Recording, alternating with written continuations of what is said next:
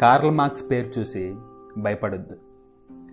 Computer కాలంలో communism ఏంట్రా అనుకోవద్దు.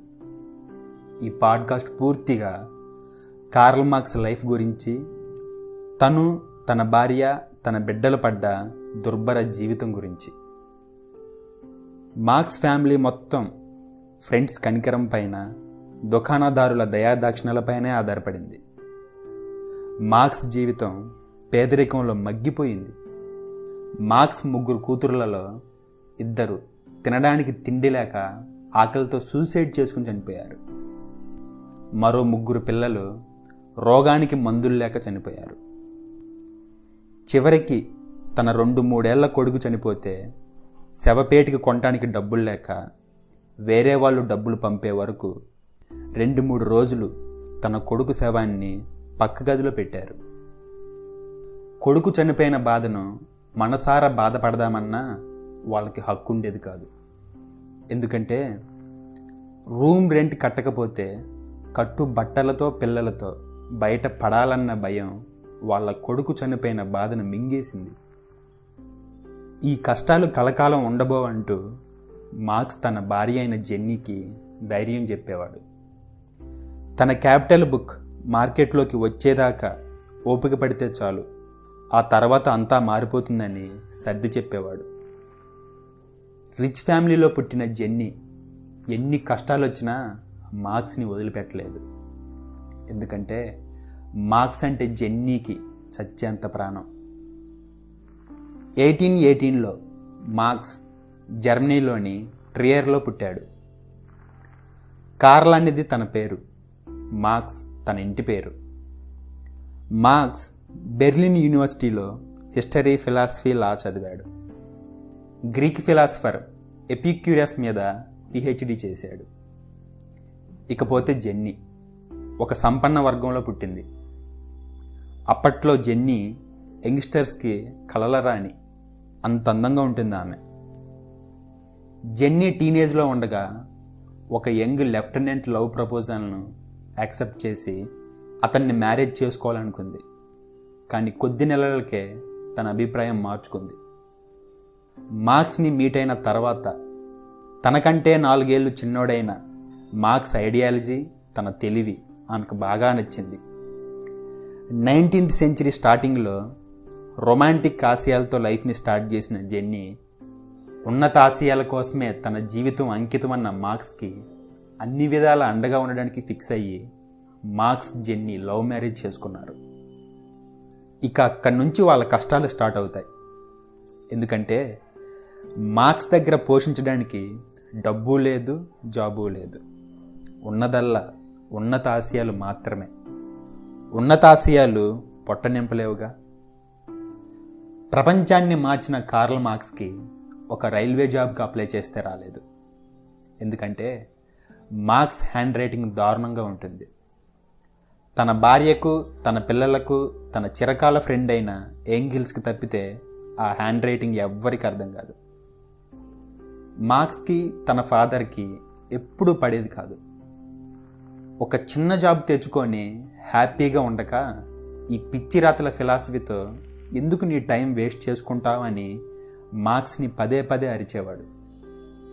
తండ్రి ఆశలన్నీ కొడుకు మీదే పెట్టుకున్నాడు. కానీ కొడుకు తీరును చూసి అవి నెరవేరవని ఫిక్స్ అయ్యాడు. మార్క్స్ తండ్రి చావు బ్రతుకుల్లో ఉండగా మార్క్స్కి రాసిన లెటర్లోని మాటలివి: నువ్వే నా సర్వస్వం, నీ మీదే నా ఆశలన్నీ. అందుకే నువ్వంటే నాకు అప్పుడప్పుడు కోపం, అప్పుడప్పుడు ప్రేమ. కానీ ఇక టైం లేదు, అలసిపోయాను. నీకోసం వెయిట్ చేసినా ఫలితం లేదు. ఇదే నా చివరి ఆలింగనం అని రాశాడు. తండ్రి హెల్త్ దిగజారడంతో కాలేజీ నుండి ఇంటికొచ్చి కొద్ది రోజులుండి తన 20th బర్త్డే చేసుకుని వెళ్ళాడు. మార్క్స్ వెళ్ళిన వారానికే తన ఫాదర్ క్షయతో చనిపోయాడు.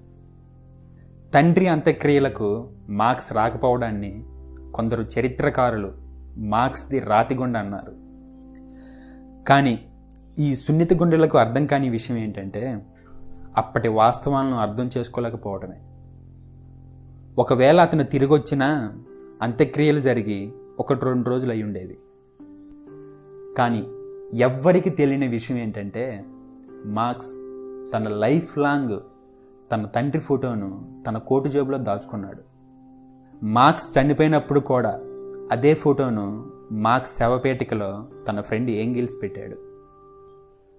మార్క్స్ అప్పటి వరకు ఉన్న ఫిలాసఫర్స్ అందరినీ పిండి పిప్పి చేసి అందులో తప్పులను కనుగొన్నాడు.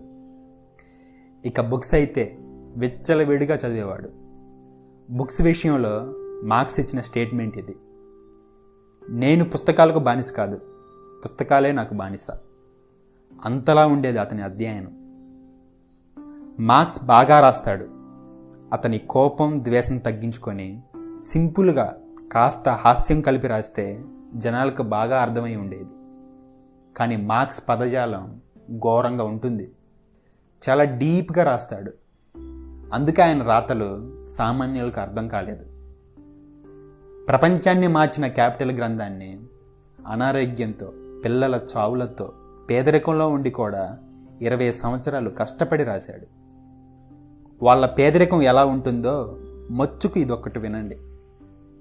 మార్క్స్ వైఫ్ జెన్నీ ఇంటి ఖర్చులకు డబ్బులు అడుగుతూ తన ఫ్రెండ్కి ఒక లెటర్ ఇలా రాసింది: తినటానికి తిండి లేదు, అద్దె కట్టడానికి డబ్బు లేదు, ఇప్పటికే ఇంట్లో ఉన్న సామాన్లన్నీ అమ్మేశాం, ఇక అమ్మడానికి ఏం లేదు. పిల్లలకు పాలిస్తుంటే చనుమణుల నుంచి పాలకు బదులు రక్తం వస్తుంది. దయచేసి కొంత డబ్బిచ్చి మమ్మల్ని ఆదుకోవాలని ఒక లెటర్ రాసింది. అలా ఉండేది వాళ్ళ పేదరికం. అలాంటి గడ్డు పరిస్థితుల్లో కూడా మొగుణ్ణి సంపాదించడం లేదని ఒక్క మాట కూడా అనలేదు. ఎందుకంటే మార్క్స్ అన్నా అతని ఆశయాలన్నా జెన్నీకి అమితమైన ప్రేమ. అది మాటల్లో వర్ణించలేం. మార్క్స్ తన క్యాపిటల్ గ్రంథం కోసం రీసెర్చ్ చేయడానికి లైబ్రరీకి వెళ్ళాలి. కానీ వెళ్ళలేని పరిస్థితి. ఎందుకంటే ఆ రోజుల్లో లండన్లో లైబ్రరీకి వెళ్ళాలంటే కోటు ఖచ్చితంగా ఉండాలి. కానీ మార్క్స్ దగ్గర కోటు లేదు. బికాజ్ కుటుంబ ఖర్చుల కోసం మార్క్స్ తన కోటును తాకట్లో పెట్టాడు. దాంతో ఇంట్లోనే ఉండి తన గ్రంథం రాసేవాడు. చివరికి తన గ్రంథం రాయడానికి కావాల్సిన పేపర్స్ కొనటానికి కూడా డబ్బులు ఉండేవి కావు. అప్పుల బాధ తట్టుకోలేక, పిల్లల చావులు ఆకలి కేకలు తట్టుకోలేక, తినటానికి తిండి లేక, అనారోగ్యంతో జెన్నీ మార్క్స్ కంటే ముందే చనిపోయింది. జెన్నీ చనిపోయినప్పుడు ఆల్మోస్ట్ మార్క్స్ కూడా చనిపోయాడట.